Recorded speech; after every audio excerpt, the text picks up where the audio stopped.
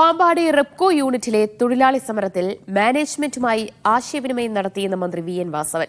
പരിഹരിക്കാനാവശ്യമായ നടപടി സ്വീകരിക്കുമെന്ന് മാനേജ്മെന്റ് അറിയിച്ചതായും മന്ത്രി പറഞ്ഞു.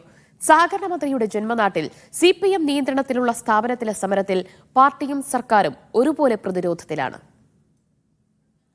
76 ദിവസമായി ശമ്പളം കിട്ടാതെ വന്നതിനെ തുടർന്നാണ് തൊഴിലാളികൾ പാമ്പാടി റെപ്കോയിൽ സമരം തുടങ്ങിയത്. സമരം 3 ദിവസം പിന്നിട്ടു. ശമ്പളം കിട്ടാതെ സമരം പിൻവലിക്കില്ലെന്ന നിലപാടിലാണ് തൊഴിലാളികൾ. ഇന്നലെ മാനേജ്മെന്റ് സ്റ്റാഫുകൾ കമ്പനിയിൽ കയറുന്നത് സമരക്കാർ തടഞ്ഞിരുന്നു. അംഗീകൃത യൂണിയൻ CITU ആണെങ്കിലും CITUവിന്റെ പേരിലല്ല സമരം.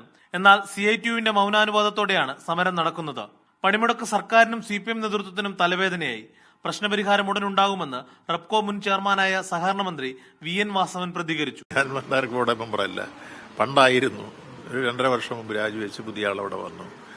ഇപ്പോൾ അതിന്റെ ശമ്പളം കിട്ടിയില്ലെന്നുള്ള വിവരം അറിഞ്ഞു. തൊഴിലാളികൾ പണിമുടക്കാണെന്ന് അറിഞ്ഞു. മാനേജ്മെന്റിനോട് വിവരത്തിൽ ആശയവിനിമയം നടത്തി അത് പരിഹരിക്കാൻ ആവശ്യമായ സമീപനം അടിയന്തരമായി അവർ നടപ്പാക്കും എന്നാണ് അവർ പറഞ്ഞിട്ടുള്ളത്.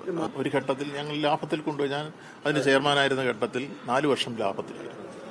കോവിഡിനെ തുടർന്നുണ്ടായ വിപണി ഇടിവ് റെപ്കോയെ സാരമായി ബാധിച്ചു. ഇതേ തുടർന്നാണ് സാമ്പത്തിക പ്രതിസന്ധി രൂക്ഷമായത്. മീഡിയ 1 കോട്ടയം.